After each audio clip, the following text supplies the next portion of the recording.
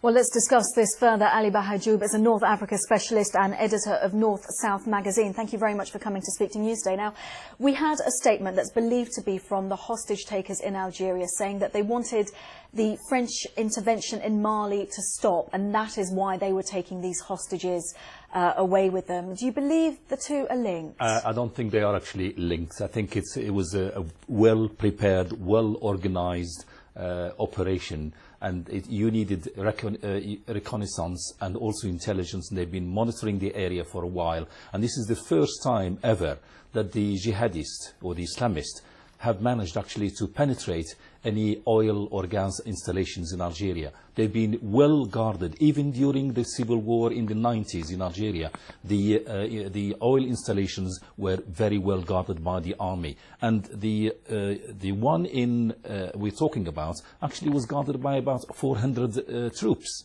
So obviously this is a very well prepared, very well organized operation by the jihadists, and they must have done it, prepared it for weeks, if not months, to actually get there. So there is no link, particularly because the northern Mali is actually a long way from where the hostage taking is taking place.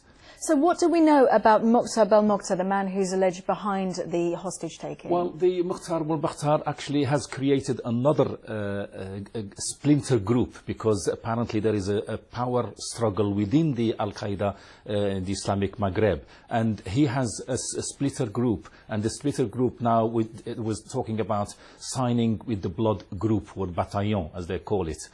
This is another group that Mokhtar Belmokhtar was heading for the grouping, but unfortunately we don't know whether he was actually part of the hostage taking in the oil installation or not. So far his name has not been mentioned.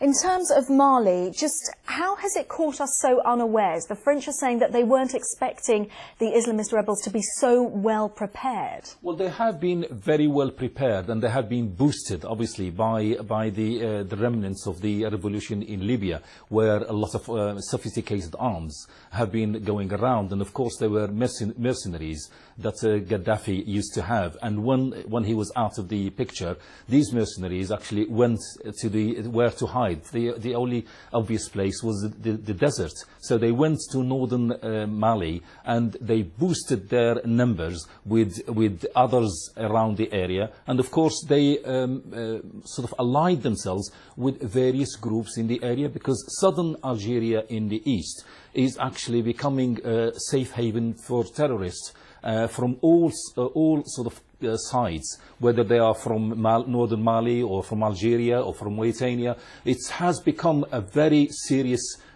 place for terrorism, for criminality, for drug trafficking, and also for human trafficking as well. So it's an area that is actually of concern, not only to the Algerians and the neighbouring countries, but also to Europeans very as well. Serious, an area that we will no doubt be speaking to you, Ali Bahaijoub, once again very soon. Thank you very much for speaking to Newsday, but we must leave it there. Now, Sharanjit, days of heavy rain in Indonesia have had fatal consequences.